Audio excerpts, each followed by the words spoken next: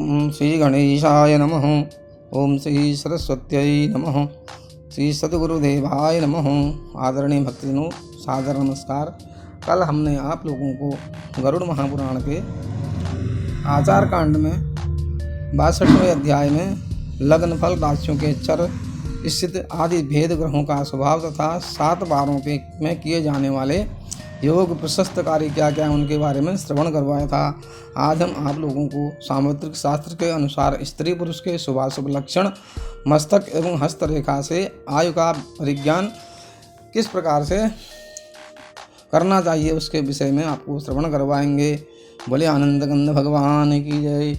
नारायणं नमस्कृत्य नरं चैव नरोत्तमं देवीं सरस्वतीं व्यासं ततो जय मुदीरयेत्। भगवते नारायणाय नमः। श्री गुरुचरण कमलेभ्यो नमः।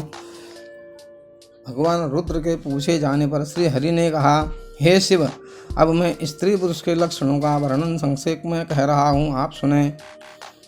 जिनके हाथ पांव के तल पसीने से रहित हों, कमल के भीतरी भाग की तरह मृदु एवं रक्त हों, लाल हों, उंगलियां सटी हुई हों, नाखून तांबे के वर्ण के समान थोड़े रक्त हों, पांव सुंदर गुल्फ वाले नसों से रहित और कूर्म के समान, कूर्म बोलते हैं कछुए के समान उन्नत हों, उन्हें नृपश्रेष्ठ समझना चाहिए।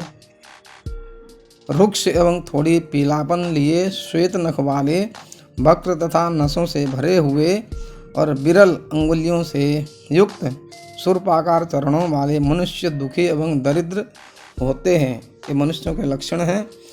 अल्प रोम से युक्त, गलसुंड के समान सुंदर जंघा प्रदेश तथा एक एक रोम से भरे हुए रोमकूपों वाला शरीर राजा और महात्माओं का माना गया है। प्रत्येक रोमकूप में 2-2 रोम होने पर मनुष्य स्तोत्रीय या पंडित होता है। 3-3 रोमों से व्याप्त रोमकूप दरिद्रों के होते हैं। मांस रहित अत्यंत कृश जानु युगल वाला मनुष्य रोगी होता है।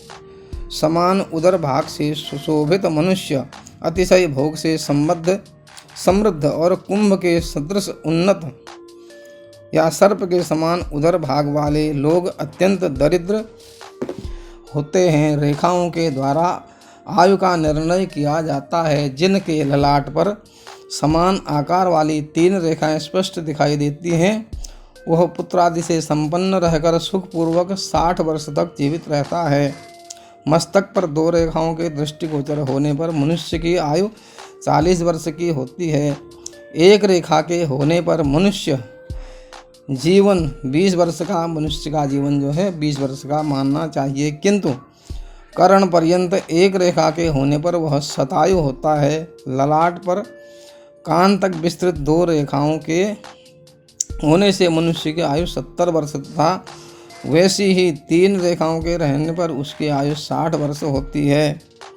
ललाट पर रेखाओं की व्यक्त, प्रकट, अव्यक्त, अप्रकट स्थिति होने पर मनुष्य 20 वर्ष की अल्प आयु को ही प्राप्त रहता है। रेखा विहीन ललाट के होने पर मनुष्य 40 वर्ष तक जीवित रहता है। रेखाओं के छिन्न भिन्न रहने पर मनुष्य की अकाल मृत्यु होती है।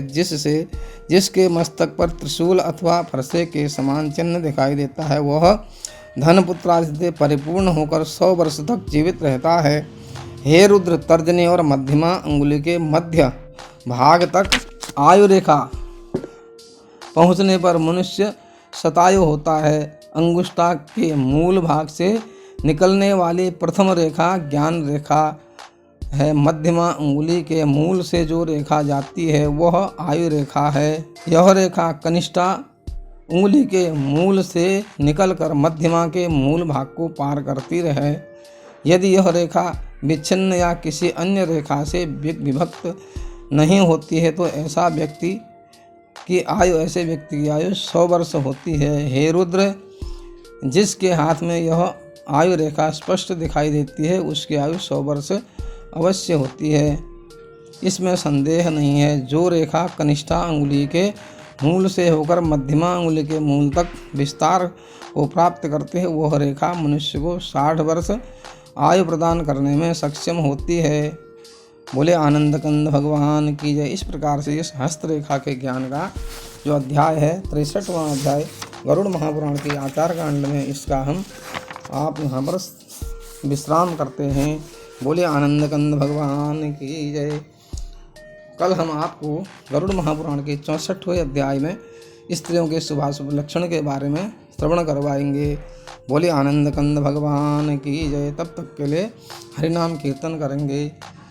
हरि शरणम हरि शरणम हरि शरणम हरि शरणम हरि शरणम हरि शरणम हरि शरणम हरि शरणम।